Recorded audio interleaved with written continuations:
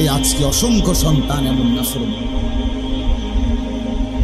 তার কথা হইল আমি আমার মনে যা চাইছি আমি তাই।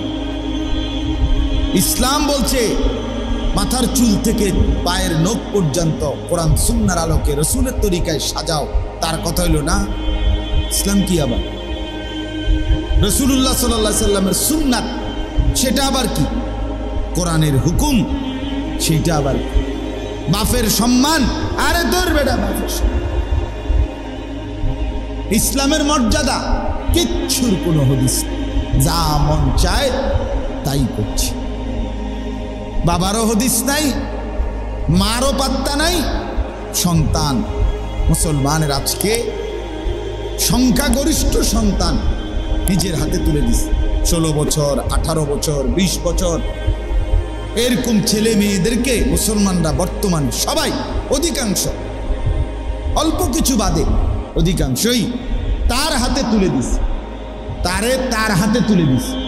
তোর চুল তোর যেভাবে মন চায়, তোমার জামা তোমার যেভাবে মন চায়, তোমার শার্ট তোমার যেভাবে মন চায়, তোমার কথাবার্তা, তোমার নাস্তা, তোমার ঘুম, কখন উঠবা, কখন শুইবা, কখন খাইবা, কখন কি করবা, কিসের আল্লাহর হুকুম, কিসের রাসূলের হুকুম, কিসের ইসলামের বিধান,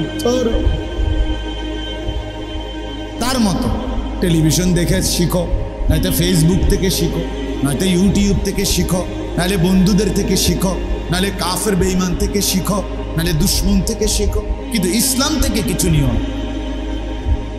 বাবা মা, অভিভাবক, সন্তান সবাই মিলে চেষ্টা করতেছে যেখান থেকে নেও।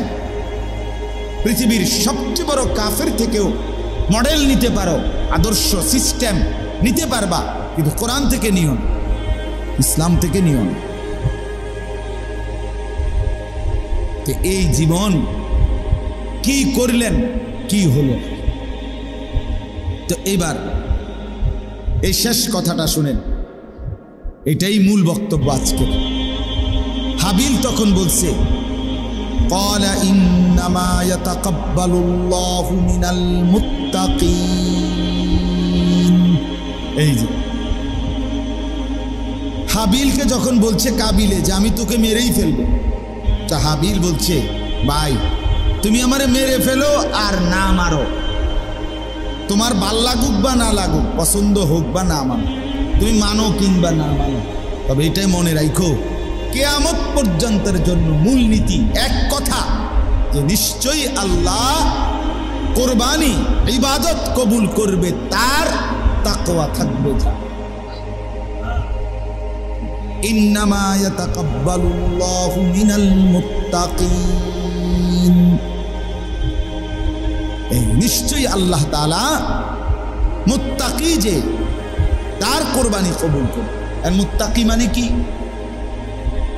যে ব্যক্তির মধ্যে তাকওয়ার গুণ আছে। তাকওয়া মানে কি? তাকওয়া মানে দুই জিনিস, যে মুসলমান প্রতিনিয়ত গুনাহ থেকে বিরত থাকতে সর্বাত্মক চেষ্টা করে, যে মুসলমান প্রতিনিয়ত আল্লাহর ইবাদতে লেগে থাকে।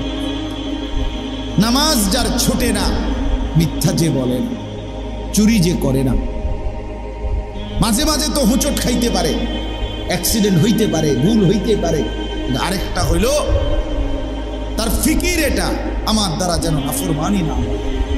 ফজরের জামাত কখনো আমাদেরও 1 রাকাত ছুটে গেছে, কখনো তাকবীরুল্লাহ পাই নাই, হইতেই পারে। আরেকটা হলো নামাজ, এটার কোনো বিষয়ই মনে করে না,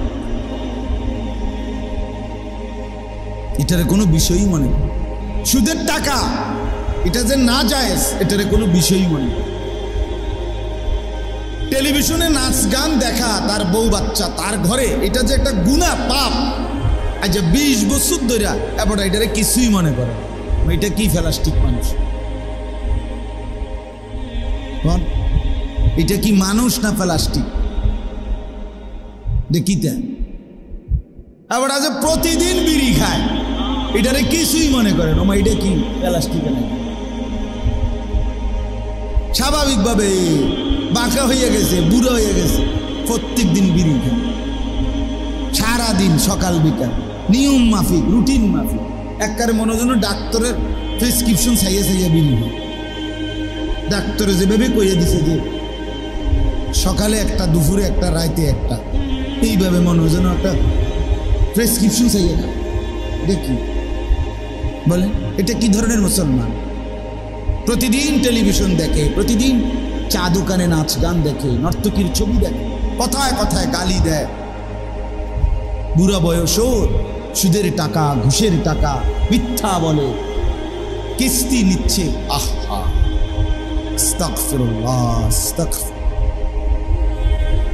এই মানুষটার কুরবানি কিভাবে কবুল হবে? ইবাদত কিভাবে কবুল হবে? শুধু কুরবানি না মিয়া, ইবাদত কবুলের জন্য তাকওয়া হওয়া শর্ত। এই জন্য হাবিল বলে দিচ্ছে ইন্নামা ইয়াতাকাব্বালুল্লাহু, নিশ্চয়ই আল্লাহ কবুল করে থাকেন। এখানে এই শব্দটা কুরবানি, এই শব্দটা শুধু ফিক্সড করা নাই, নিশ্চয়ই আল্লাহ ইবাদত কবুল করে থাকেন মিনাল মুত্তাকিন, যারা মুত্তাকি তাদের থেকে। তাইলে প্রথম দিন যেদিন কুরবানি শুরু হলো সেদিনই হাবিল বলে দিল তাকওয়া লাগবে। তাকওয়া আসমানে পৌঁছতে হইলে, আল্লাহর কাছে কবুল হইতে হইলে, আল্লাহর কাছে তুলে দিতে হইলে তাকওয়া বুঝাই দিতে হবে। তাকওয়া মানে গুনাহ থেকে বেঁচে আছেন কিনা, নেক আমলে অভ্যস্ত কিনা, আল্লাহকে ভয় করেন কিনা। হ্যাঁ, এইটারে বলে তাকওয়া। হ্যাঁ, বললাম না হুঁচট খাবে। আমি কোনোদিন মিথ্যা বলি নাই, আমি বলি না। আমি কোনোদিন অন্যায় করি নাই, আমি এটা বলার সাহস রাখিও না।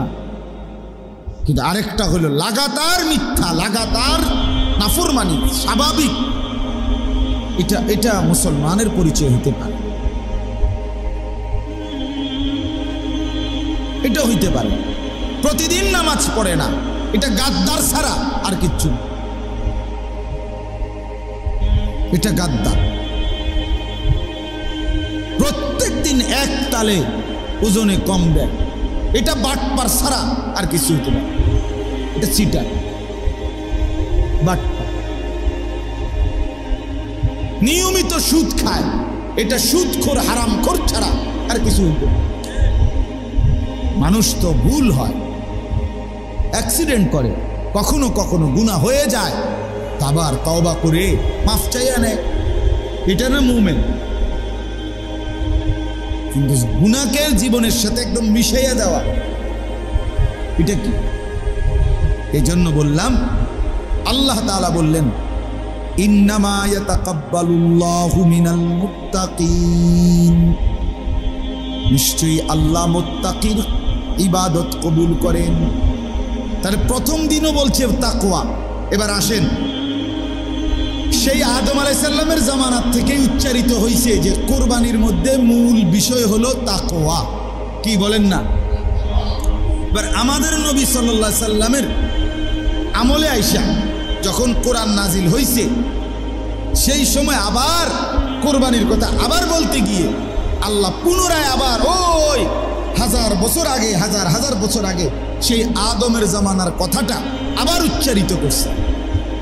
বলছে যে দেখো, লক্ষ বছরও যদি পার হয়, কথা ওই এটাই রইল যে লান ইয়ানালাল্লাহা লুহুমুহা ওয়ালা দিমাউহা ওয়ালাকিন ইয়ানালুহুত তাকওয়া মিনকুম। এই যে একই কথা। আল্লাহ বলেন লক্ষ কোটি বছরও যদি পার হয়ে যায়, আমার সিদ্ধান্ত বদলাবে না। এক কথাই আদম আলাইহিস সালামের জামানায় হাবিলের জবান দিয়ে যেই কথা বের হয়েছে, আল্লাহর কাছে কবুল হতে হলে তাকওয়া লাগবে। ঠিক আজকে আল্লাহ বলেন, বান্দা আজকেও আমি আমার বন্ধুর জামানায় আখিরি নবীর আমলেও কুরবানির বেলায় একই কথা বললাম, আমি গোশত নেব না, রক্ত নেব না, আমি শুধু তাকওয়া নেব। কি নেব? লান ইয়ানালাল্লাহা লুহুমুহা ওয়ালা দিমাউহা। আল্লাহ বলেন ফাইদা ওয়াজাবাত জুনুবুহা ফাকুলু মিনহা ওয়া আতঈমুল কানিআ ওয়াল মু'তার। আল্লাহ বলে তোমার কুরবানির প্রাণী জবাই করার পরে যখন কাত হয়ে পড়ে, মানে রক্ত বেরিয়ে পড়ে, যখন একেবারে নিস্তেজ হয়ে যায় এবার চামড়া ছিলে ফাকুলু মিনহা, গোশতগুলো তুমি খেয়ে নাও, ওয়া আতঈমুল কানিআ ওয়াল মু'তার, এবং অভাবী দুস্থ অসহায় কেউ খাওয়াও।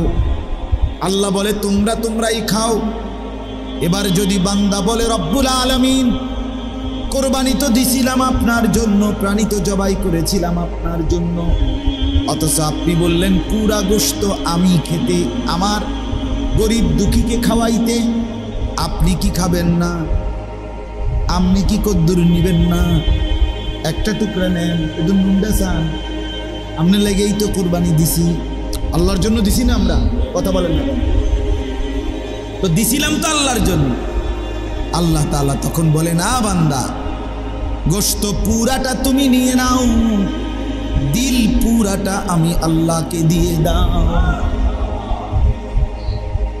আমি গোশত চাই না বান্দা, আমি দিল চাই, দিল, আমি দিল চাই, দিল, আমি সেজদা চাই, আমি তাকওয়া চাই, আমি দেখব দিলে আমার ভয় আছে কিনা, আমি দেখব আমার বন্দেগীর গুরুত্ব আছে কিনা, আমি দেখব গুনাহ ছাড়বার মানসিকতা আছে কিনা, আমি দেখব তোমার অন্তরে আমি আল্লাহর সম্মান আছে কিনা। ওইটা না আমি দেখতে চাইছি বান্দা। তোমার গোশত দিয়ে আমি করব কি?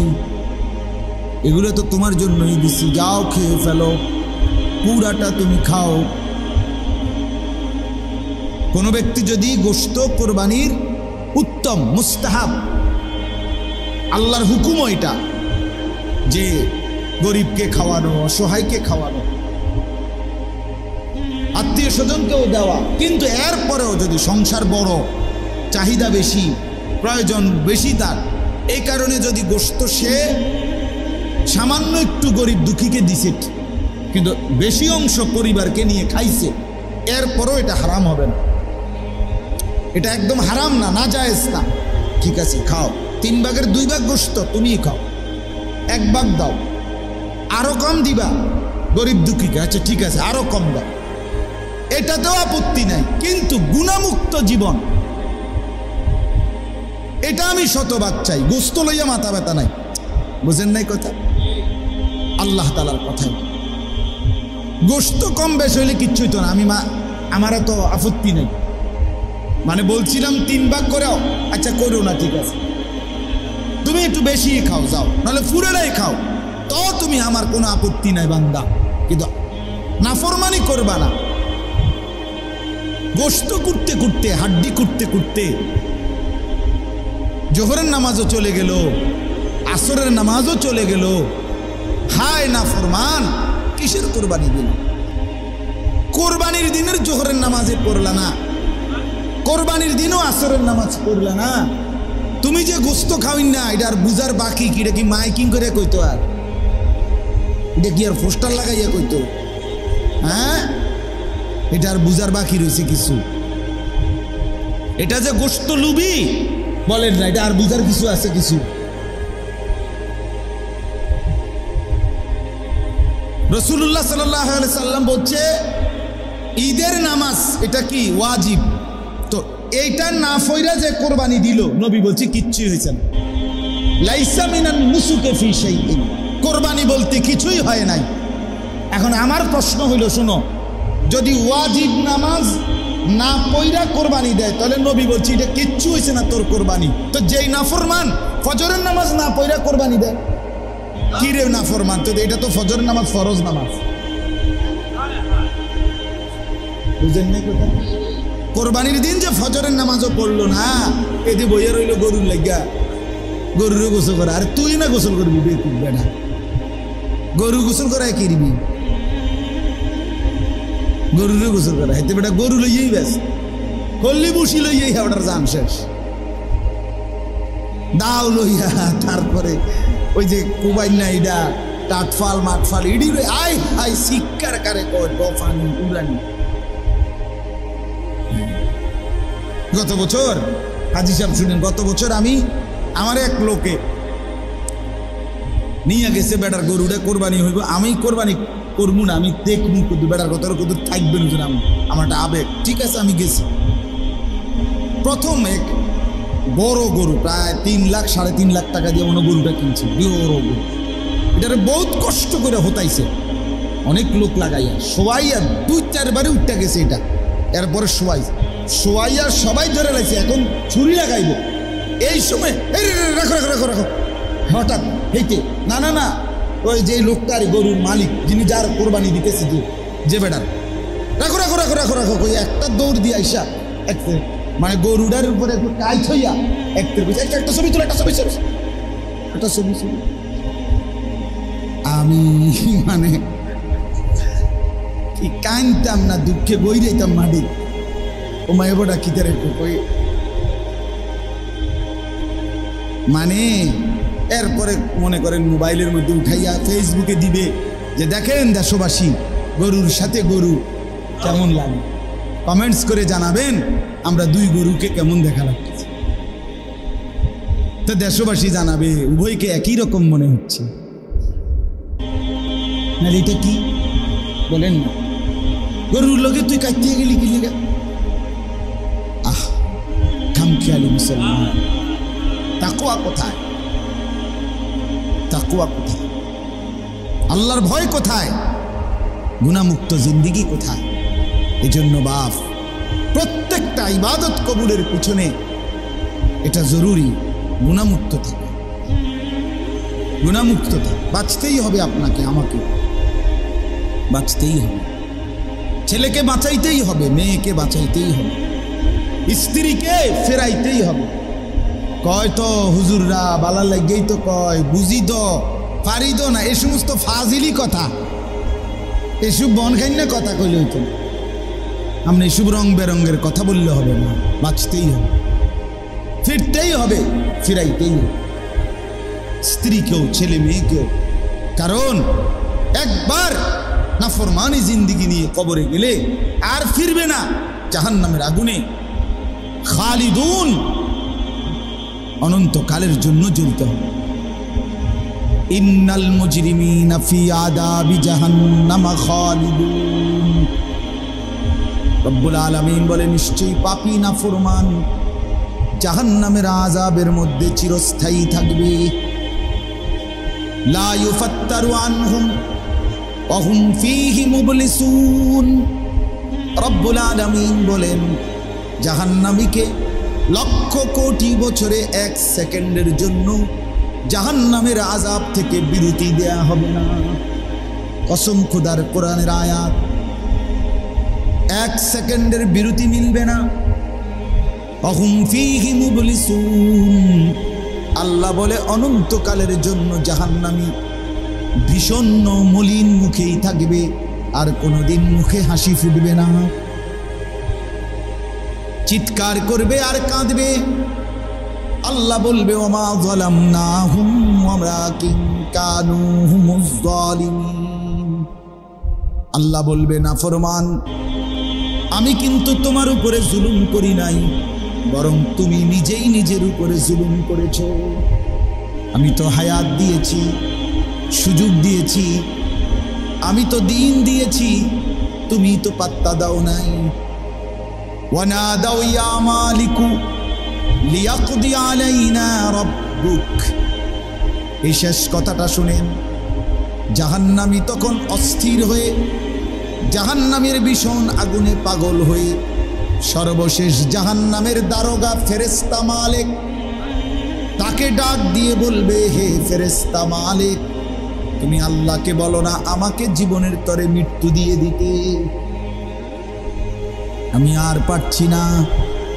ইয়াকদি আলাইনা রাব্বুক, বলো না আমারে শেষ করে দিতে। এভাবে দুঃখে দুঃখে জাহান্নামের আগুনে না জ্বালাইয়া আমারে একবারে শেষ করে দিতে বলো, আর যেন হায়াত না পাই, আর যেন জীবিত না হই, পুরে যেন ছাই হয়ে যাই। ক্বালা ইন্নাকুম মাকিসুন। ফেরেশতা বলবে, না নাফরমান, এভাবেই থাকতে হবে। আল্লাহ আমাদেরকে মাফ করে দেন। অতএব আজকে এতটুকুই কথা বাপ। মেহেরবানি করে এই কথাটা, দুইটা কথা বলছি। এক নম্বর কথা হলো, আপনারা যদি একজনও শুনেন আমার কোনো সমস্যা নেই, আমি সংখ্যার গোলামি করি না কোনোদিনও না। আজকে 20 বছরের ওয়াজের জীবনে আলহামদুলিল্লাহ আল্লাহর সংখ্যার গোলামি করি না। মানে শ্রোতা কতজন এটা আমার হিসাব নেই। গত মজার কথা শুনেন, গত বৃহস্পতিবারে আমি মাহফিলে যাব হোমনা তিতাসের ওইদিকে। আমার এক ঘনিষ্ঠ লোক ক্যান্টনমেন্টের, উনি আমারে জানাইছে যে ওনারা স্বামী স্ত্রী দুইজনে হজে যাবে, পরের দিন ফ্লাইট। উনি আমারে বলতেছে হুজুর আমার বিবির আশা, আপনি যদি পর্দার আড়াল থেকে সে হজে যাবে আমার সাথে, আপনারে 10টা মিনিট কথা যদি কদ্দু নসিহত করতেন, তার একটা ইচ্ছা ওই বেটার বিবির। আমি বললাম অবশ্যই, আমি এক্ষণ আইতেছিলাম, আমি আসবো, আমি মাহফিলে যাওয়ার আগে। পরে আমি ওনার বাসায় গেছি, গিয়া এই আড়ালে আপনার উনার বিবি আড়ালে বসছে আর উনি আমার সাথে বসছে। প্রায় 32 মিনিট নসিহত করছি হজ্জের বিষয় নিয়ে। শ্রোতা এই একজনই, মানে এবিডি একজনই, খালাস। শ্রোতার বাড়ছে না, বাড়ব কি লেগে আনছে তো এবারে বাসাত আমার এই একজন, আর জামাই লগে আমার সাথে বসে। এই আল্লাহর জন্য বলা, অসুবিধা কি? একজনের জন্যই বলে যাওয়া, একজনের জন্য। আমি এই মাত্র বলছি হাজী সাহেবের কাছে শুনে, এই ঘূর্ণিঝড়ের যেদিন, কোন দিন হলো ঘূর্ণিঝড়, গতকালকের আগের দিন যে ফুল বৃষ্টি, যখন সোমবার একেবারে পুরা বৃষ্টি হয়েছে কিনা বলেন মাগরিবের পরে, এই পুরা বৃষ্টির মধ্যে আলহামদুলিল্লাহ আল্লাহর দয়া, আল্লাহর ইচ্ছা, আমি 2টা মাহফিল ছিল আমার, 2টা বয়ান, দোনো মাহফিলেই আমি বয়ান করছি। এই ফুল বৃষ্টি প্রথম যেখানে বয়ানে গেছি, এখানে মসজিদের ভিতরে একটা সৌর বিদ্যুতের ছোট্ট কদ্দুর লাইট ও কোনা লাগানো, আর এই শ্রোতা মনে 70-80 জন মানুষ বসছে, সদর দক্ষিণ কুমিল্লা। কেউ রে আমি দেখি নাই, মানে চেহারা কারোই দেখা যায় না, আন্দাজ ওই শুধু কোনার একটা সৌর বিদ্যুতের লাইট, ছোট্ট লাইট কদ্দুর জ্বলে। আমি পুরা 1.5 ঘন্টা এই অন্ধকারে বয়ান করছি। আমি বললাম যে পরে এক সময় আপনারা আমার সাইয়া লইয়েন, অনওয়াজ শুনুন, আন্ধারে ওয়াজ। পরের মাহফিলও এই ফুল বৃষ্টি নিয়ে গাড়িত করে আসছি, পানি একদম রাস্তা ভাইসা গেছে, এই পর্যন্ত ভিজাও গেছে পায়ের। আবার মসজিদে ঢুইকা পরের মাহফিলও প্রায় 150 লোক ছিল, বয়ান করছে। আলহামদুলিল্লাহ আল্লাহর জন্য বলা, এখানে সংখ্যা বিষয় না বাপ। আমার শেষ কথা এটাই, একজনকেই বললাম, একজনকেই, কোনো অসুবিধা নাই, কিন্তু মনে রাখতে হবে হজ বলেন, কোরবানি বলেন, নামাজ বলেন, রোজা বলেন, দান সদকা বলেন, জিকির তেলাওয়াত বলেন, গুনাহ থেকে বেঁচে থাকা জরুরি। শুধু খাইবেন জিকিরও করবেন, কাম হইতো না কাকা, কাম হইতো না। কোরবানিও করবেন, আবার মিথ্যাও বলবেন, হারাম রোজগার করবেন, হবে না, হবে না, আল্লাহ নেবে না। তাকওয়া ছাড়া, গুনাহ থেকে বেঁচে থাকার চেষ্টা ছাড়া আল্লাহ নিবে না। হ্যাঁ, যদি বলেন তো একেবারে 24 ঘন্টা সারা জিন্দিগি গুনাহ থেকে বেঁচে থাকবো কিভাবে? তো এই জন্যই তো বলছি, হোঁচট তো খাবেই। একটা হলো হোঁচট খাওয়া, অ্যাক্সিডেন্ট করা, আরটা হলো বেটকি দিয়ে হইরে দাও, দেখি তো কথা বলেন, ভুল তো হবেই, গুনাহ তো হবেই। আমি আপনি তো হোঁচট খাবই, কিন্তু আবার উঠে দাঁড়াইতে হবে, তওবা করে মাফ চাইয়া আবার শুরু করতে হবে ইবাদত। কিন্তু গুনাহ এবং নাফরমানির উপরে যদি কেউ লাগাতার লেগে থাকে, তার ইবাদত কবুল হয়। আল্লাহ আমাদের প্রত্যেককে গুনাহ থেকে বাঁচবার তৌফিক দান করে। তাকওয়া, মুত্তাকি, এই সবক আল্লাহ যেন আমাদের প্রত্যেকের ভিতরে দান করে, আমরা যেন সবাই তাকওয়াবান হতে পারি। আজকের এই সংক্ষিপ্ত মজলিস আল্লাহ তাআলা যেন কবুল করে নেন। আমার কথা এটাই, এই মাদ্রাসা মসজিদ আসলেই বাস্তবতা হইল। আমি ব্যক্তিগতভাবে এরকম অসংখ্য মাহফিল আছে বাস, সত্য কথা যেটা, ফুটাঙ্গিরির জন্য না, এমনিই বললাম। বহু মাহফিল আছে, যারা 2-4-6 বছরও মিলাই আমারে নিতে পারে না, আমরা যাইতে পারি, সুযোগ দিতে পারিনি। কিন্তু আমি এখানে বারবার আসি, ছোট বড় যখন যেই মজলিস। আমি এখনো বলছি, গ্রামবাসী শতভাগ যদি কদর করতো এই মাদ্রাসাকে, শতভাগ যদি আন্তরিকতা নিয়ে আমরা সবাই আগাইতাম, আরো ভালো হইতো, আরো ভালো হইতো, গ্রাম আলোকিত হইতো। অসংখ্য এখানে হাফেজে কোরআন আরো ভবন দরকার, আরো জায়গা দরকার, আরো দরকার। হায় মুসলমান, এটা যদি আমরা না বুঝি তো আমরা বুঝবেন অচিরেই এগুলো সারা রাত বললেও শেষ হবে না। মুসলমানের সন্তানের শেষ ইমানের চিহ্নটুকু মুছে ফেলার জন্য সারা পৃথিবীব্যাপী যে তীব্র গতিতে দুশ্মনের নীল নকশা কার্যক্রম চলতেছে, সেটা শুধু 4G গতিতে না, 4G সর্বোচ্চ টার্গেট একটাই, মুসলমানের ছেলে মেয়ে নারী পুরুষের ইমানের শেষ চিহ্নটাও মুছে ফেল, শেষ চিহ্ন।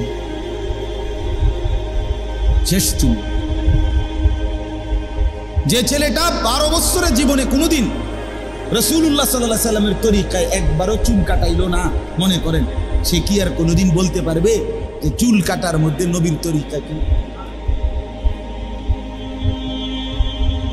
কথা বলেন না। যে ছেলেটা যে ঘরে যে জীবনে 16 বছরে কোনোদিন তারা সুন্নত তরিকায় খানা খাইলো না, তারা কি আর কোনোদিন বলতে পারবে, তাদের ছেলে মেয়েরা বলতে পারবে পরবর্তীতে সুন্নাত কি? বলেন।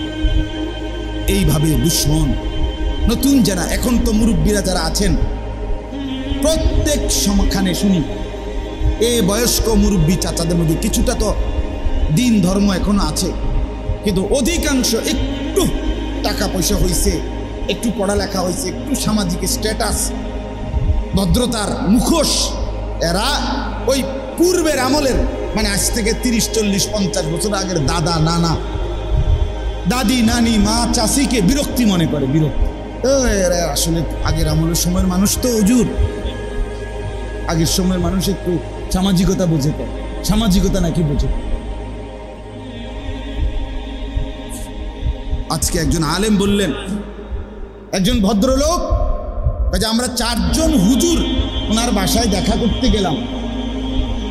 আজকে একজন বড় আলেম বলছে, ওনার সাথে আমরা দেখা করতে গেছি, উনি আমার সাথে দেখা করতে আসছে, ওনার ওয়াইফ স্বাভাবিকভাবে আমাদের জন্য শরবত নিয়ে আসছে। আমরা যখন মাথা নোয়ায় ফেললাম, তো ওই ভদ্রলোক বলতেছে, শি ইজ মাই ওয়াইফ। অসুবিধা কি আপনার? মানে শি ইজ মাই ওয়াইফ, মানে উনি অবাক হয়ে গেছে, আর এটি কি হুজুর? এটা তো আফ্রিকার জঙ্গলে না, মানে হুজুর রইল কি আফ্রিকার জঙ্গল। She is my wife, she is my wife, অতএব এটা সবের ওয়াইফ হয়ে গেছে। আমনের বউ তো আমরাকে অস্বীকার করছি, তো আমনের বউ দেখেই তো আমার লাগে সমস্যা। কথা বুঝছেন? কোথায় বুঝছেন? একজন আলেমে দিন হুজুরকে মহিলা সরাসরি এসে শরবত নিয়ে আসবে, তার মানে কোথায় দিন, কোথায় শরীর? আল্লাহ আমাদেরকে মাফ করে দেন। এই জন্য বললাম, দয়া করে এই আপনাদেরকে বলছি, নিজের স্ত্রী ছেলে মেয়ে এদের ইমান আমলের ফিকির করেন, সন্তানকে দিন শিখান, ছেলে মেয়েকে দিন শিখান, নিজেরাও শেষ বয়সে দিন ইমানের মেহনত করেন, ফিকির করেন, ওলামায়ে কেরামের কাছে আসেন, বসেন, ওযু নামাজ গোসল জিকির তাসবিহ তেলাওয়াত আরো সুন্দর করা যায় কিভাবে, সুন্দর করে ঠিক করে, কোথায় কোথায় ভুল আছে নিজের শেষ বয়সে আরেকবার একটু শুধরাইয়া কবরে যায়। সূরা ভুল, কেরাতে ভুল, আত্তাহিয়াতুতে ভুল, দোয়ায়ে কুনুতে ভুল, এত ভুল নিয়ে কবরে গিয়ে কষ্ট পাই। অশুদ্ধ নামাজ নিয়ে কবরে গিয়ে দেখবেন কিচ্ছু আইছে না ওজন। সূরা কেরাত যার অশুদ্ধ তার নামাজ হয় না। সাফ কথা। আমনি মাদ্রাসা আমনগো গ্রামে পড়ছে, আমনের ফুতনাতি যে নুরানি পড়ছে তারে অন জিগার যে নামাজ ভঙ্গের কারণ কয়টি, হইতে কইবে 19টি। 1 নম্বর কারণ, নামাজ ভঙ্গের 1 নম্বর কারণ নামাজে অশুদ্ধ কোরআন পড়া। অশুদ্ধ কি পড়া? তাহলে যার সূরা কেরাত অশুদ্ধ তার নামাজ হবে। এটা 1 নম্বর নুরানির, মানে নামাজ ভঙ্গের 1 নম্বর কারণ। তাই আল্লাহ আমাদেরকে মাফ করে দেন। আজকের এই মজলিসকে আল্লাহ তাআলা কবুল করে নেন। ছোট্ট হলেও আল্লাহ তাআলা এর মধ্যে যেন ভরপুর বরকত দেয়। মাদ্রাসাটা আল্লাহ যেন কবুল করে। আমি থাকি আর মাওলানা ইলিয়াস থাকুক আর হাজী শাহাবুদ্দিন থাকুক আর যেই থাকুক, একদিন দেখতে দেখতে আমিও নাই, সেও নাই, তিনিও নাই, আপনিও নাই। এটা কোনো বিষয় না এবং এটা কোনো আশ্চর্য কথাও না। আপনি চলে যাবেন, এটা কোনো অবাক কিছু না। চলে যাবেন, এটাই স্বাভাবিকতা, ঠিক কিনা বলেন না কেন? অতএব দোয়া করতে হবে আল্লাহ যেন যুগ যুগ ধরে মাদ্রাসা টিকায় রাখে। আপনাদের নিরাপত্তা, আপনাদের ভালো, আপনাদের কল্যাণ আল্লাহ কবুল করেন। তো এই হজ্জের বিধানের সাথে সাথে আরেকটি গুরুত্বপূর্ণ বিধান, সেটা হলো কোরবানি। এটা সারা পৃথিবীর মুসলমান নিজ নিজ অঞ্চলেই আল্লাহ পাকের এই হুকুমটি পালন করে থাকে। এই জন্য কোরবানি এবং হজ, কোরবানিটা ওয়াজিব, হজ ফরজ। আর ফরজ ওয়াজিবের ব্যাপারে গাফলতি করতে নাই, অবহেলা করতে নাই। ফরজ ওয়াজিব ছেড়ে দেওয়ার বিষয় না। ফরজ ওয়াজিব আপনার আবেগ না, যে শুধু আমার মন চাইলে করলাম, ভাল লাগলে করলাম, ভাল লাগলে করলাম না। না, এই বিষয়টা এমন না। যেটা ফরজ, যেটা ওয়াজিব, সেটা কষ্ট হোক আর পেরেশানি হোক, আপনাকে করতেই। যেমন মনে করেন কোনো ব্যক্তির উপরে শরীয়ত কর্তৃক নির্ধারিত সম্পদের মালিক হওয়ার কারণে হজ যদি একবার ফরজ হয়, তাহলে এই হুকুম আর মৃত্যু পর্যন্ত বাদ যায় না। মনে করেন 2024 সালে আপনার কাছে হজ্জের ফরজ হওয়ার মতো টাকা ছিল, সম্পদ ছিল, জমি ছিল। কোনো মুসলমানের কাছে তার সংসারের মৌলিক খরচ, মনে করেন 6 জন, 7 জন, 8 জন, বিবি বাচ্চা, বাজার সদাই, ওষুধপত্র, কাগজ কলম, গ্যাস, বিদ্যুৎ, পানির বিল, এই যে খরচটা 1.5-2 মাসের হজে যাওয়া আসা থাকা, এই সময়টুকু খরচ আর হজের খরচ মনে করেন এখন 7 লাখ, তো আরো পরিবারের খরচ হলো 2 লাখ, এ ধরে নিলাম, তো 9 লাখ, ধরেন না 10 লাখ। তো কোনো ব্যক্তির বসত বিটা যেটার মধ্যে সে থাকে, এইটার অতিরিক্ত তার কাছে যা আছে, সেইটা যদি আলগা জমি, খেতে জমি আছে, ফসলের জমি, চাষবাসের জমি, অথবা রাস্তার পাশে জমি কিনে রাখছে, চাষাবাদ করে না ঠিক, এমনি আছে জমি, অথবা বসত ভিটার অতিরিক্ত আরো ভিটা আছে, ভিটি আছে, বাজারে ভিট আছে, ব্যবসা আছে, তাইলে এই সবগুলো মিলাইয়া হোক অথবা যে কোনো একটা দিয়ে হোক, তার মৌলিক প্রয়োজন, সংসারের খরচ আর এই হজ্জের টাকা যদি ব্যবস্থা হয় ওই অতিরিক্ত যা আছে তার দ্বারা, এবং ফিরে আসবার পরে বাকিটুকু দিয়ে সংসার চলবে, এই ব্যক্তির উপরে নিঃসন্দেহে হজ করা ফরজ। আপনি এমনি বুঝেন, আমি এমনি ভাঙ্গিয়া বুঝাই, একটা উদাহরণ দিলে বুঝবেন। মনে করেন আমি আনিসুর রহমান, আমার মোট ফ্যামিলির সদস্য 6 জন, আমি সহ, আমি, আমার বিবি আর আমার ছেলে মেয়ে আছে 4 জন। তো তাহলে 6 জন হলো। তো আমার যদি এমন হয় যে আমার যে বাড়িটা যেটাতে আমি থাকি এটা বাদ দিয়া ও আমার আলাদা খেতে বা যেখানেও 10 শতক জায়গা আছে, এই 10 শতক জায়গার একাংশ 3 শতক বা 4 শতক যদি বিক্রি করে এক অংশ আর কি, ওই সংসারের 1.5-2 মাসের খরচ এবং হজের খরচ হয়ে যাবে। মনে করেন 3 লাখ টাকা করে শতক, তো 3 শতক বেচলেই 9 লাখ। তো তাহলে এই 9 লাখ টাকা দিয়ে 1.5-2 মাসের বউ বাচ্চার বাজার খরচও হবে, আবার হজের টাকাও হবে।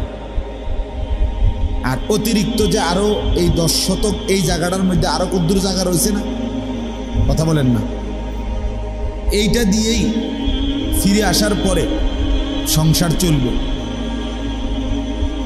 ওই বাকিটুকু জমি দিয়ে। তাহলে শুধু এইটুকু জমি যারা আছে আলগা, ঘরের বাড়ির বসতের অতিরিক্ত, আর যদি বাজারে দোকানও না থাকে, একটা টাকাও না থাকে, ফুদ বিদেশ নাই, অন্য আর কিছুই নাই, শুধু এইটুকু জমি আছে, যে জমির একাংশ বিক্রি করলে হজের টাকা, সংসারের এই কয়দিনের খরচের টাকা হবে, আর বাকিটা দিয়া আইয়া সারলে আবার চলবে। তাহলে নিঃসন্দেহে এই মুসলমানের উপরে হজ ফরজ। বলেন তো কি পরিমাণ মুসলমানের উপরে হজ ফরজ? বল। আমাদের গ্রাম অঞ্চলের মুসলমান বাপ চাচারা খামখেয়ালি করে, এটা মস্কারি মনে করে এটা একটা নফল ইবাদত। মাগরিবের পরে 6 রাকাত আওয়াবি পড়লে পড়লাম, না পড়লে না, এটা খামখেয়ালি, এটা ফরজ ইবাদত। ফরজ ইবাদতে তো খামখেয়ালি চলে না। নবী সাল্লাল্লাহু আলাইহি ওয়াসাল্লাম বলেন, যে ব্যক্তি হজ ফরজ হওয়ার পরেও হজ না করে মৃত্যুবরণ করলো, সরাসরি হাদিস, নবী সাল্লাল্লাহু আলাইহি ওয়াসাল্লাম বলেন, সে হয় ইহুদি হয়ে মরুক, নয়তো খ্রিস্টান হয়ে মরুক। মানে তুই বেঈমান হয়ে মর, বাকি মুসলমান হয়ে মর। হ্যাঁ, তো বেঈমান হয়ে মরুক, তাহলে এবার বলেন তো তার সুপারিশ নবী সাল্লাল্লাহু আলাইহি ওয়াসাল্লামের কাছে হাসরের ময়দানে সুপারিশ চাইবে কেমন? হাউজে কাউসারের পানি মিলবে কিভাবে? বলেন।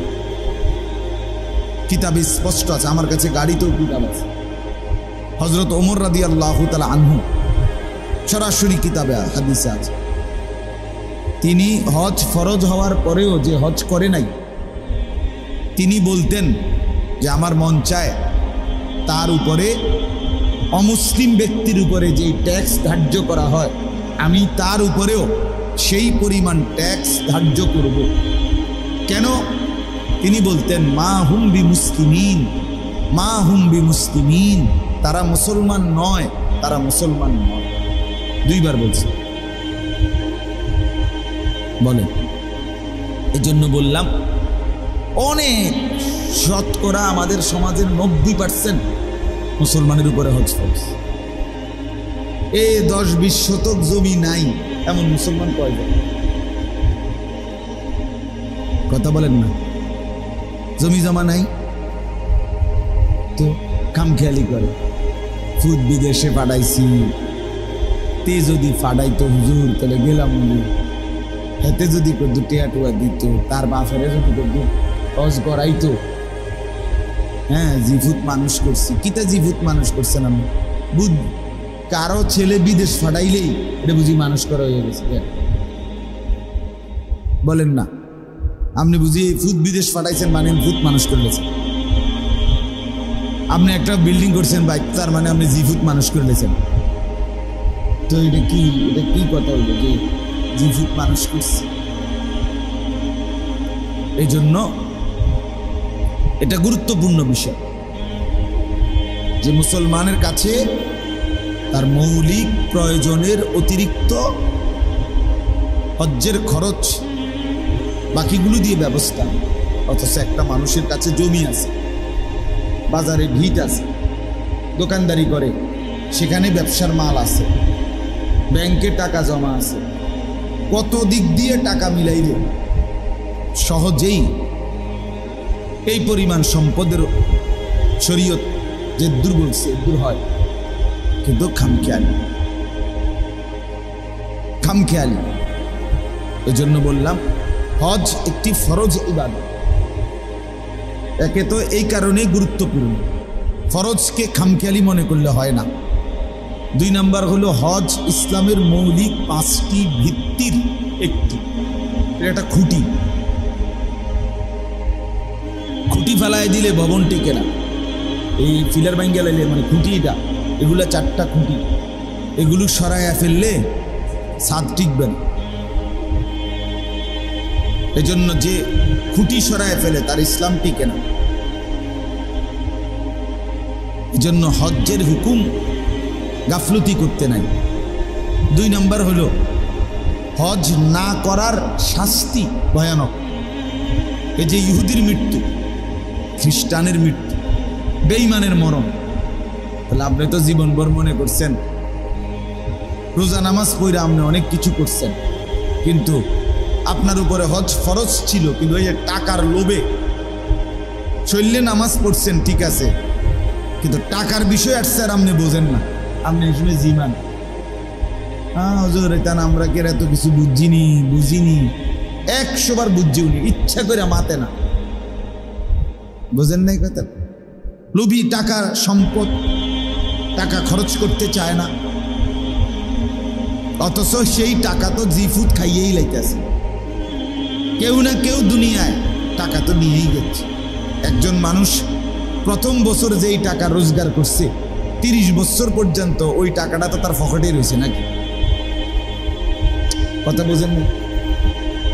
আমি 2004 সালে চাকরি নিছি, তো হে মাসে যেই বেতন পাইছি ওই বেতনের টাকাটা মনে আছে তো আমার কাছে না। তো শেষ পর্যন্ত কোনো না কোনো সুরতে কাউ না কেউ জন্য খরচ হয়ে যায় কিনা, তো আমার আখেরাতের জন্য নিজের জন্য খরচ হলে সমস্যা কি? এই বোকামিটা মানুষ কেন করে বলেন? এটা না বুঝার কি আছে? কিরে বেটা, আপনি তো কোনোভাবেই শেষ পর্যন্ত তো কেহই টাকা জমা করে রাখে না, হাত বদল হইতেই আছে। তো কাজে কেউ না কেউ তো নিয়েই নিচ্ছে এটা, সন্তান হোক, ছেলে হোক, মেয়ে হোক। তা আমার নিজের জন্য, আমার আখেরাতের জন্য খরচ করব আমি, এটা আমি করব না কেন? এই হলো এক কথা। 2 নাম্বার কথা হলো কোরবানি। কোরবানির ঈদ, কোরবানি হলো 3 দিন, 10ই জিলহজ, 11ই জিলহজ, 12ই জিলহজ। মানে যেদিন কোরবানি হয় এটারই 10ই জিলহজ কয়। তারপরের 2 দিন, এই 3 দিন, প্রথম দিন সুবহে সাদিক ফজর থেকে 3য় দিন সন্ধ্যা পর্যন্ত, এই 3 দিনের ভিতরে কেউ যদি তার এই মৌলিক খরচের অতিরিক্ত, এই যে মৌলিক খরচ বলতে বললাম, বউ বাচ্চা যে কয়জনের সংসার আমনের, যার জি ফুট লইয়া সংসার যে কয়জনের, আপনি ওই সবারই দলীয় হইতো না। জি বিয়ে দিয়ে লাইছেন মেয়ে জামাইয়ের বাড়িতে, হেতেরে আর হেবেডিরে আর দলীয় হইব না। ফুট বিয়ে করে লাইছে, ভিন্ন হয়ে গেছে, তার সংসার আলাদা, হেরে দলীয় হইব না। আপনি যে কয়জনের চালান এখনো, এই কয়জনের হিসাব, মানে আপনার টাকা দিয়া বাজার খরচা টরচা হয়, তাহলে এই কয়জনের মৌলিক যা প্রয়োজন, ওষুধপত্র, কাগজ কলম, বাজার সদাই, হ্যাঁ ইত্যাদি, এই টাকার অতিরিক্ত যে ব্যক্তির কাছে যা আছে, জমি, তার ব্যবসার মাল, তার ব্যাংকের টাকা, তার কাছে জমানো স্বর্ণ ইত্যাদি মিলাইয়া যদি 52.5 বড়ি রূপার দাম, মানে 84,000 টাকা, 1600 টাকা করে এখন রূপার বড়ি সর্বোচ্চ দাম, 84,000 টাকা, তার যদি ওই বাকিগুলো প্রয়োজনের অতিরিক্ত যা আছে তার এগুলো মিলাইলে হয়, তাহলে ওই পুরুষ, ওই নারী যার কাছে আছে তাদের উপরে নিঃসন্দেহে কোরবানি ওয়াজিব। ওই 3 দিন মনে করেন আমি এই হাজি সাহেবের কাছে, শাহাবুদ্দিন সাহেবের কাছে আমি 1 লাখ টাকা পাইতাম। তা আমার কাছে এমনি কোনো টাকা নাই, কথার কথায় পেটে ভাতে আসে শুধু 10-20 হাজার টাকা দিয়ে আমি খরচা মরচা চলে, বেতন পাই, খরচ করে লাই। কিন্তু এই টাকাটা আমি ওনার কাছে পাইতাম কোরবানির দিন, প্রথম দিন হোক দ্বিতীয় দিন হোক, উনি আমার এই পাওনা টাকাটা ঘটনাচক্রে ওই দিন দিছে, দিয়ে কইছে ভাই আমি টাকাটা। আর এটা যদি আমার এই মুহূর্তে এই মৌলিক প্রয়োজন যেটা এইটার অতিরিক্ত হয়, মৌলিক প্রয়োজনের টাকা তো আমার কাছে 10-20 হাজার টাকা আছেই, এটা দিয়ে তো আমি চলতেই আছি। তাহলে এই ঈদের এই 3 দিনের ভিতরে এই টাকার মালিক হওয়ার কারণে, প্রয়োজনের অতিরিক্ত হওয়ার কারণে এই ব্যক্তির উপরে এই আমি এখন এই টাকাটা দেওয়ার কারণে কোরবানি আছে। তা আপনি বলবেন যে টেয়ারা লইয়ে তো বিপদে না পড়লাম, আবার বুঝি কোরবানি দেওয়া লাগবে। তাহলে বিপদে না পড়তে চাইলে, কোরবানি দিতে না চাইলে আপনি টাকাটা মাফ করে দেন কি ভাই আমি টেয়া দেওয়া লাগবে না, 1 লাখ টাকা আপনি কিছু খাইন তো সারছে, আর কোরবানি দেওয়া লাগবে 20 হাজার টাকা সেভ হয়ে যাবে, 80 হাজার টাকা মার খেয়ে যাবে। এটা কেউ করবে নি, কথা কর না, এটা কেউ করবে নি। তো তাইলে আপনি কি বললেন? তাইলে এরকম কোরবানি, হজ এটা ফরজ এবং ওয়াজিব, এটা আপনি বোঝেন না বললে ফিডার থেকে মাফ পাবেন না। আপনি বোঝেন নাই কেন? আপনি বাংলা কথা বোঝেন না আপনি? আচ্ছা আমি যে এখন বলছি আমার কথাটা বুঝছিনি আপনার, তো এতে আপনি বোঝেন না কি? আপনি মাদ্রাসায় পড়েন নাই আর কি, কিন্তু এখন আমার এই বাংলা কথাটা বোঝেন নাই, তো এটা বুঝে নিবেন। এটার জন্য একবার দাওরা পাস করতেই হবে, টাইটেল পাস করুন লাগবে, মাস্টার্স পাস করতে হবে, এটা তো জরুরি না। শরীয়তের মাসআলা আপনার দায়িত্ব বুঝে নেওয়া যে হুজুর আমার বসত আছে এদ্দুর, ব্যাংকে টাকা পয়সা আমার আছে এত, আমার জমি আছে এদ্দুর, এই যা আছে আমার, আপনি আমার এই হিসাব করে দেন আমার উপরে কোরবানি ওয়াজিব কিনা। এটা উচিত না? একজন মানুষের উচিত কিনা একজন আলেম থেকে জিজ্ঞেস করে না? আমরা এটাকে মনে করছে খামখেয়ালি, এই মনে করলে কোরবানি করে না, যার মনে করে তার করে। ফুদ বিদেশ টাকা কামাই করে, তার কাছে 1 লাখ 2 লাখ 10 লাখ টাকাও আছে, এইতে বাইক টাকা পাঠাইছে, টাকা 30 হাজার বাপমার নামে বা একজনের নামে কোরবানি দিছে ঘরে। আমগো বাইক তো কোরবানি হইছেই, আমগো বাইক বুঝি কোরবানি হইলেই সারছে। তোমার উপরে যে কোরবানি ওয়াজিব এটা বুঝি তোমার বাপের নামে দিলে কোরবানি আদায় হবে। আমার আব্বার লুঙ্গি আব্বাই ফিনছে দেখে আমার আর লুঙ্গি ফিনতে লাগবে না নাকি? আমি তখন আপেন ফিনলে ছাড়বো বলে? অসংখ্য প্রবাসী ছেলে এই খামখেয়ালি করে, তার নিজের কোরবানিটা আদায় করে না, অথচ সে নিশ্চিত গুনাহগার, কোরবানি আদায় নেই। দুইজনেই নবীনগরে মনে করেন দোকানদারি করে, 2 ফুট, অন্য ভিন্ন হয়েছে না, দুজনেরই কামাই আছে, দুজনেই টাকা পয়সা রোজগার করে, 1-2 লাখ টাকা দুজনের কাছেই ব্যবসার পণ্য আছে, মাল এবং জমাও আছে, পুঁজি আছে, তো দুজনের উপরেই তো কোরবানি ওয়াজিব, 2 ছেলের উপরেই কোরবানি ওয়াজিব।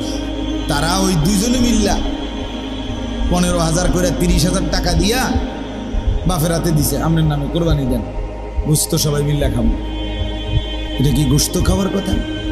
গোস্ত তো সারা বছরই মানুষে খায়। তো কোরবানির ইবাদত এই 2 ছেলের উপরেই তো কোরবানি ফরজ করে ওয়াজিব, এদের কোরবানি কই আদায় হলো বলেন? বাপের নামে কোরবানি দিলেন, বাপের কোরবানি না হয়েছে এটা ঠিক আছে, সওয়াব হইব যে বাপের খেদমত করছে সন্তান, তো বাপের খেদমত তো সারা বছরই করতে হয়, তো এখনো করবেন। একজন সন্তান কি মা বাপকে সারা বছর যখনই দরকার লাগে, যে সৎ সন্তান সে কি বাবা মারে টাকা দেয় না? তো এই সময়ও দিছে, কিন্তু এই কারণে তোমারটা বাদ পড়বে কেন?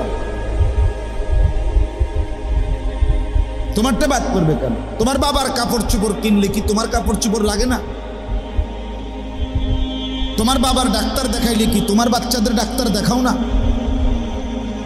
এই জন্য দয়া করে আপনারা এটা বুঝবেন। আমি এক কথায় বললাম, যেই মহিলার কাছে স্বর্ণ আছে কিছু, স্বর্ণ অল্প, 1 বড়ি হোক, আধা বড়ি হোক, লগে যদি রূপাও থাকে কিছু, অথবা টাকা আছে, মহিলার টাকা, এই মহিলার কাছে জমানো 10,000 20,000 টাকা আছে, তাহলে এই দুইটা মিলাইয়া, এই যে কিছু স্বর্ণ আর ওই যে টাকাটা, মহিলার যে টাকা, এই দুইটা মিলাইলে যদি ওই 52.5 বড়ি মানে 84,000 টাকা হয় ঈদের দিন, তাহলে নিঃসন্দেহে এই মহিলার উপরে কোরবানি ওয়াজিব। এই মহিলারও কোরবানি আদায় করতে হবে। বলেন আমাদের সমাজে কি পরিমাণ মহিলার উপরে কোরবানি ওয়াজিব হয়? কই আদায় করে কে? খবর আসেনি কোনো? সবাই রুড়িয়ে না খায়, মনে করে একজনে দিলে তৈল গোস্ত না কদ্দুর খাও, রুড়িয়ে না খাও, এতজনে টোয়াইলই গুনি। কি এতজনে টোয়াইলই গুনি মানে? গোস্তই যেহেতু খাওয়া মাকসাদ, তো টোটাল কোরবানি করারই কি দরকার? আগে কিনে রাখলেই তো হয়। অথচ কোরবানি তো একটি ইবাদত, আলাদা বিষয়। রাসূলুল্লাহ সাল্লাল্লাহু আলাইহি ওয়াসাল্লাম বলেন, মান যাবাহা ক্বাবলা আস-সালাহ, যে ব্যক্তি কোরবানির দিন নামাজ পড়ার আগে, ঈদের নামাজ জবাই করে ফেললো প্রাণীটা, শুধু নামাজটা এখনো শেষ হয় নাই, তার নামাজ আদায় হওয়ার আগেই জবাই করে ফেললো, রাসূলুল্লাহ সাল্লাল্লাহু আলাইহি ওয়াসাল্লাম বলেন, ফাইন্নামা হুয়া শাতু লাহমিন, এটা শুধুই কেবল একটা বকরির গোশতই হইল, আর কিছুই হইল না। লাইসা মিনান নুসুকি ফি শাইইন, কুরবানির কিছুই হয় নাই। আজ্জালাহু লি আহলিহি, সে শুধুই কেবল তার পরিবারের জন্য গোশত খাওয়ার তাড়াহুড়া করল। কি কথা! শুধু কি হয় নাই, কি পড়ে নাই, নামাজটা শেষ হয় নাই এখন, এর আগেই জবাই করে গেছে। তাইলে যদি এত বড় ধমক দেয় নবী যে বেটা তোর কোরবানি বলতে কিছুই হয় নাই, শুধু কেবল গোশত খাইলি আর কি, তাইলে কোরবানি পুরুষ কিংবা নারী প্রত্যেকের উচিত জেনে বুঝে আমার উপরে কোরবানি ওয়াজিব কিনা এটা জানা বুঝা। আল্লাহ তাআলা কোরআনুল কারীমের মধ্যে বলছেন, ওয়ালিকুল্লি উম্মাতিন জাআলনা মানসাকান, সর্বযুগে সর্বকালে আদম থেকে নিয়ে আমি আল্লাহ কোরবানির বিধান নির্ধারণ করেছি। আজকের না, 2 বছর 10 বছর আগের না, সর্বযুগের মানুষের জন্য আল্লাহ বলেন আমার বান্দাদের জন্য আমি কোরবানির বিধান রেখেছি। লিয়াযকুরু ইসমাল্লাহি আলা মা রাযাকাহুম মিন বাহিমাতিল আনআম। কেন? আল্লাহ তাআলা বলেন আমি চাই আমার বান্দা আমার দেওয়া হালাল চতুষ্পদ জন্তু জবাই করার সময় আমার নাম নিবে, আমার স্মরণ করবে, বিসমিল্লাহ আল্লাহু আকবার বলবে, এটা শুনবার জন্য আমি কোরবানির বিধান দিই। সবার জন্য ইয়াযকুরু ইসমাল্লাহ, আমার জিকিরের জন্য দিছি বেটা। গোশত তো তোর বেটা নাফরমান, আমি তো প্রত্যেক দিনে খাবাই। গরুর গোশত কি পৃথিবীতে কোনো আশ্চর্য কিছু? খাসির গোশত কি পৃথিবীর কোনো আশ্চর্য কিছু যে এটা কোনোদিন মানুষ দেখে নাই? প্রতি বছর কোরবানির দিন শুধু মানুষের গোশত দেখে, এমন কিছু এটা বলেন? তাইলে বরং এটা তো ইবাদত, এটা ইবাদত, এটা আল্লাহর হুকুম, এটা ওয়াজিব। নবী সাল্লাল্লাহু আলাইহি ওয়াসাল্লাম বলেন, মান কানা লাহু সাআতুন ওয়া লাম ইউদাহি ফালা ইয়াকরাবান্না মুসাল্লানা, যে কোরবানির সামর্থ্য থাকার পরেও, সামর্থ্য বলতে শরীয়ত কর্তৃক আমনের মন মতো না, বেশি ঝামেলা আছে এবছর দিতাম না, ওটার মন মতো কথা, আমি এটা কি গাঁজাখুরি কথা কইলে হবো নাকি? বেশি ঝামেলা আছি মানে না, না এতে হবে মাত্র 2 মাস হয়েছে, তারে 12 লাখ টাকা দিয়ে বিদেশ পাঠাইছি, এবছর বাদ দাও কোরবানি, আল্লাহর রহমতে এত বিদেশ করো, 2-4 বছর লাইন আইও, টিয়াটুও মিল, তোই কোরবানি করো, একবারে বড় করে দিন, বড় করে গ্যারাম চুক্তি একটা মানে ডাক ফালাই দিন। এটা কি খামখেয়ালি কথা বলেন না? আপনার কি এটা মন মতো না? মন ঝামেলায় থাকলে জোহরের নামাজ ফরন লাগে না, কথা বলেন না কেন? আরে ঝামেলায় থাকলে জোহরের নামাজ পড়তে হয়নি, ঘুমে থাকলে আসরের নামাজ পড়ন লাগে না। তো তাহলে ফরজ ইবাদত বুঝি আমনের খামখেয়ালি। তাহলে নামাজ যেমন ফরজ ইবাদত, এটা যেমন খামখেয়ালি করা যায় না, তো হজ্জ তো ফরজ, কোরবানিও তো ওয়াজিব, এটা তো খামখেয়ালি করলে হবে না। আল্লাহ তাআলা কোরআনুল কারীমের মধ্যে এই জন্য বলছে যে আমি তো এটা নতুন দেই নাই বেটা, সর্বযুগে ছিল। ওয়ালিকুল্লি উম্মাতিন, আদম আলাইহিস সালাম থেকে নিয়ে মুহাম্মদ সাল্লাল্লাহু আলাইহি ওয়াসাল্লামের উম্মত, মানে আমরাই শেষ উম্মত, আমাদের পরে আর কোনো জাতি আসবে না, তার মানে কিয়ামত পর্যন্ত। আদম থেকে নিয়ে কিয়ামত পর্যন্তের জন্যই আমি আল্লাহ কোরবানির হুকুম নির্ধারণ করেছি। তাহলে এইটাকে বাদ দেওয়ার সুযোগ নেই, মুসলমান বাদ দিতে পারবেন। আমাদের সমাজে খুব বেশি খামখেয়ালি, যতজনের উপরে কোরবানি ওয়াজিব হয় অতজনে দেয়।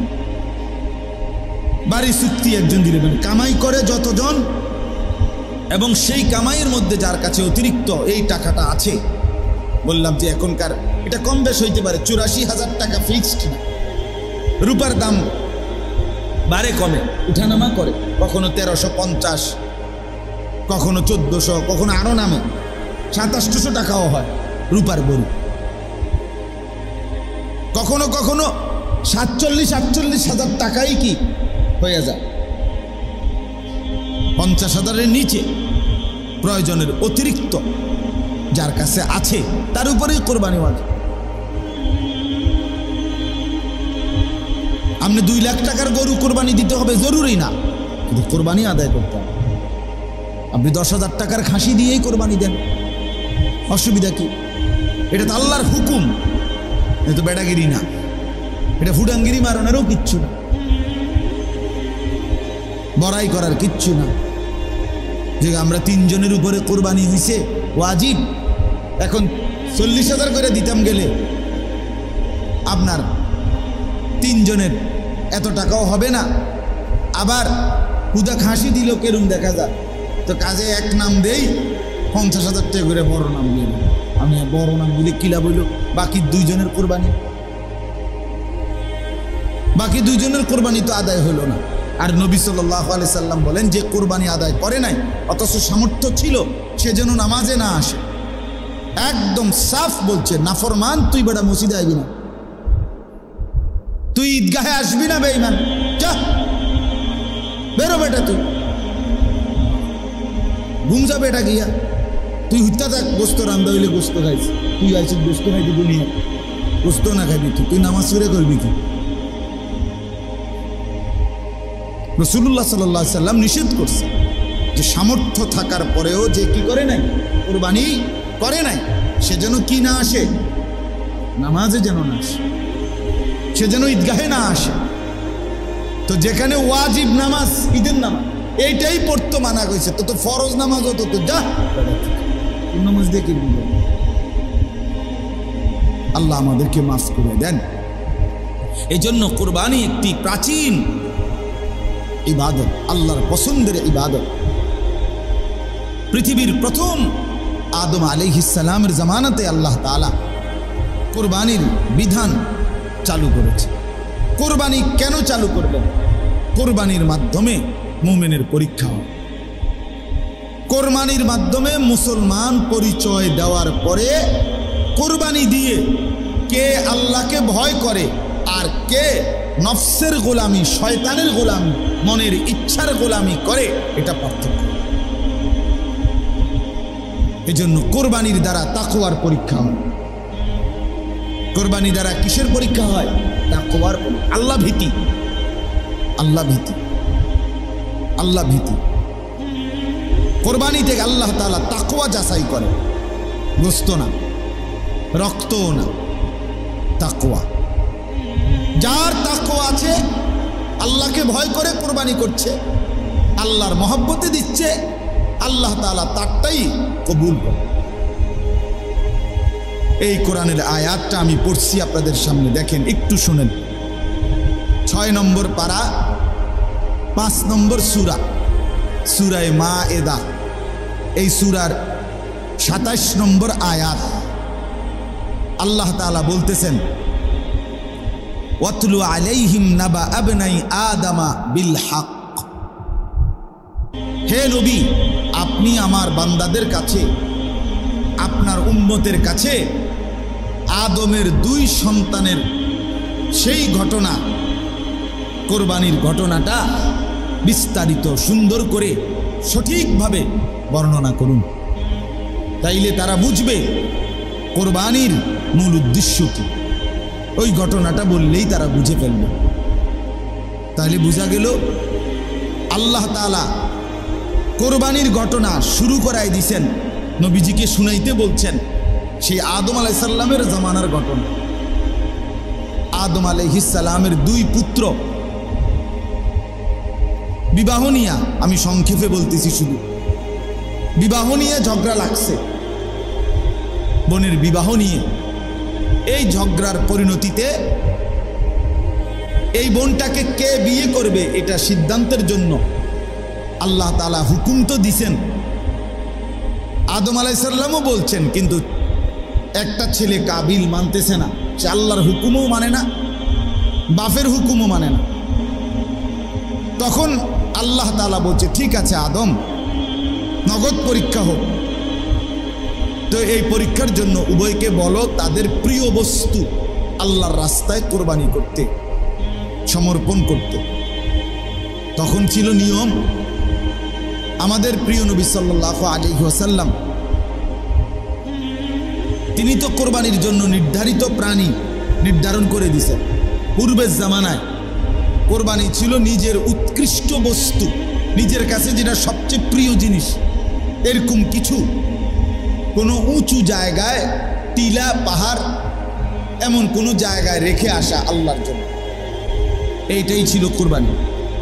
আর তখন আল্লাহর পক্ষ থেকে কুদরতি আগুন আইসা যেই কোরবানিটা মানে যারটাকে জ্বালাইয়া দিত তারটাই গ্রহণ হইত, আর যারটা জ্বালাইতো না পড়ে থাকতো যেমনেরটা এমনে, তারটা পরিত্যক্ত বাতিল, নগদ পরীক্ষা হয়ে যেত, নগদ চিহ্নিত হইত।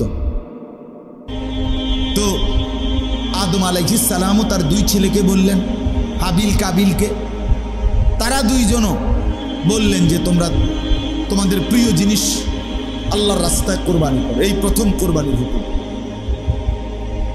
হাবিল সে বকরি চড়াইতো, সে সবচেয়ে উত্তম উৎকৃষ্ট একটি দুম্বা বা বকরি, সেটা সে আল্লাহর জন্য সমর্পণ করলো, কোরবানি করলো। মানে ওই পাহাড়ের নির্দিষ্ট উঁচু জায়গায় নিয়ে রেখে আসে, বাইন্দা আসে। আর কাবিল কৃষিকাজ করত, এই ধান গম এগুলো ফসল ফলাইতো। তো সে এগুলোর থেকে পচা সিডা নষ্ট এরকম এক ফুজা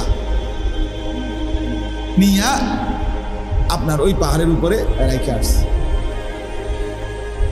তো আল্লাহ তাআলার পক্ষ থেকে হাবিলের কোরবানি বকরি বা দুম্বা জ্বালায়া দিছে, আর অটটা যথাস্থানে পড়ে রয়েছে। তো প্রমাণ হয়ে গেছে যে একজনের কোরবানি কবুল হলো, আরেকজনের কোরবানি কি হলো। এই জন্য মনে রাখতে হবে বাবা, প্রতি বছর কোরবানি তো হয়, আপনিও করেন আমিও করি, গোস্তও খায় সবাই, জোশও হয়, রুডিও খায়, আতম হোসেন, সবই ঠিক আছে, কিন্তু আসমানে সবারটা পৌঁছে। ওই যে আল্লাহ পরিষ্কার বলছে, অতএব গোশত খাওয়া হয় সবারই, কিন্তু কবুল এটা আল্লাহ তাআলার ফয়সালা, গ্রহণ করা আল্লাহই নেন নির্ধারিত শর্তের ভিত্তিতে। এজন্য কোনো ফাসেক তাকওয়া যার মধ্যে নাই, আল্লাহ ভয় গুনাহ থেকে বেঁচে থাকার মানসিকতা, তার কোরবানি কবুল হয় না। সাফ কথা। অপরাধ থেকে বাঁচার মানসিকতাই যার নাই, চুরির পর চুরি, ফাঁকি দিয়ে কোরবানির টাইম হয়েছে কোরবানি করে, সুদের পর সুদ, ফাঁকি দিয়ে কোরবানির টাইম হয়েছে ঠিক আছে দেবে না কোরবানি একটা দেও আর কি, সিটারির তালে সিটারি, বাটপারি, অবৈধ উপার্জন, 2 নম্বরই, এগুলো আগের দিনও বন্ধ নাই, পরের দিনও বন্ধ নাই, মাঝখান দিয়ে কোরবানি আইছে দিলাম, গরু দিবা দাও, ছাগল দিবা দাও, মহিষ দিবা দাও, দিবা যেটা একটা মনে করে দাও চাই, এত তান। তাই এটা তো তাকওয়া হলো না, আল্লাহকে ভয় করে হলো না। আল্লাহ তাআলা এজন্য বললাম পরিষ্কার এখানে বলছে ওয়াতলু আলাইহিম নাবা আবনাই আদম বিল হক ইজ কাররাবা কুরবানান। আল্লাহ বলেন এই যে কুরবান সরাসরি শব্দ, যখন দুই ভাই কুরবানি করলেন আল্লাহর জন্য, ফাতুকুব্বিলা মিন আহাদিহিমা, একজনের কুরবানি কবুল হলো, ওয়ালাম ইউতাকাব্বাল মিনাল আখার, আরেকজনের কুরবানি কবুল হয় নাই। তাহলে দুজনেই তাদের কাছে যা ছিল তা দিছে। এবারের কাছে দুম্বা ছিল, দুম্বা দিছে। এবারের কাছে কৃষি ফসল ছিল, সেটা দিছে। কিন্তু আল্লাহ বলেন একজনেরটা গ্রহণ হয় নাই, আরেকজনেরটা কি হয়েছে? গ্রহণ হয়েছে। তাইলে দুজনেই তো দিছিলেন, তা একজনেরটা হবে আরেকটা হবে না কেন? মূলত এইটার ভিত্তিতে না, দিলের ভিত্তিতে। কার দিলে আল্লাহর হুকুম পালনের প্রতি আগ্রহ আন্তরিকতা আছে আর কার মধ্যে নাই, কে আল্লাহর হুকুম মানে আর কে নাফরমানি করে, এটা আর কেউ না জানো, আল্লাহ তো জানো। আচ্ছা এবার ভাবেন তো, আমাদের এই জামানায় যদি এমন হইতো, গরু জবাই করে, বকরি জবাই করে, এরপরে মনে করেন যদি সিস্টেম এমন হইতো ফেলে আসতে হইতো কোথাও উঁচা জায়গায়, আর রাত্রিবেলা এসে আগুন পোড়ায় জ্বালাইতো যারটা, তো পরের দিন যার গরু জ্বালানো হয় নাই, ছাগল জ্বলে নাই, সে কি পরিমাণ লজ্জিত হইতো, তার মানে সে কি পরিমাণ ধুর ধুর করত, সে কি পরিমাণ বেইজ্জতি হইত। হ্যাঁ, আল্লাহ তাআলা ইহসান করে আমাদের পুরা বিষয়টাই দুনিয়াতে আড়াল রাইখা হাসরের ময়দানে শোনাবে, এই জন্য রাইখা দিছে। দয়া করছেন আল্লাহ তাআলা আমাদের। তাহলে আমরা আরো কি পরিমাণ আমাদের মধ্যে তাকওয়া আসা উচিত ছিল, যে আল্লাহ আমারে দয়া করে বাঁচাইছে, নগদ বেইজ্জতি করার চাইতে। কিন্তু মুসলমান আমরা খামখেয়াল। এই যে দেখেন আল্লাহ বলেন একজনের কুরবানি কবুল হলো, আরেকজনের হলো না। তাহলে বোঝা গেল যুগে যুগে প্রত্যেক বছরই কুরবানি হয় সারা পৃথিবীতে, কিন্তু কারো কুরবানি কবুল হয়, কারোটা কি? ক্বালা লা আকতুলান্নাক, যার কুরবানি কবুল হয় নাই সে আক্রোশে কাবিল হাবিলকে বলল আমি তোকে মেরেই ফেলব, আমি তোকে মেরেই ফেলব। এই কথার অর্থ হইল বিয়ে আমি করবই, নারী আমি চাই। আমি আল্লাহর হুকুমও মানি না, বাপের হুকুমও মানি না, শরীয়তের বিধানও মানি না, আমি কিচ্ছু মানি না। আমার যেটা মন চাইছে আমি এটাই। এই হলো নাফরমান সন্তানের কথা। আলহামদুলিল্লাহ রাব্বিল আলামিন। اللهم أنت السلام ومنك السلام تباركت يا ذا الجلال والإكرام مولاي كريم अपनी माफ कर दें, रब करीम अपनी माफ कर दें, मेहरबान मौला अपनी माफ कर दें। আজকের এই মজলিস আপনি কবুল করে নেন, সমস্ত কবরবাসীদেরকে মাফ করে দেন, আমাদেরকে সামনের জীবন ঈমান আমলের দৌলত দান করেন, তাকওয়ার জিন্দেগি দান করেন, গুনাহ মুক্ত জীবন দান করেন। আয় আল্লাহ আপনি কবুল করে নেন, মঞ্জুর করে নেন।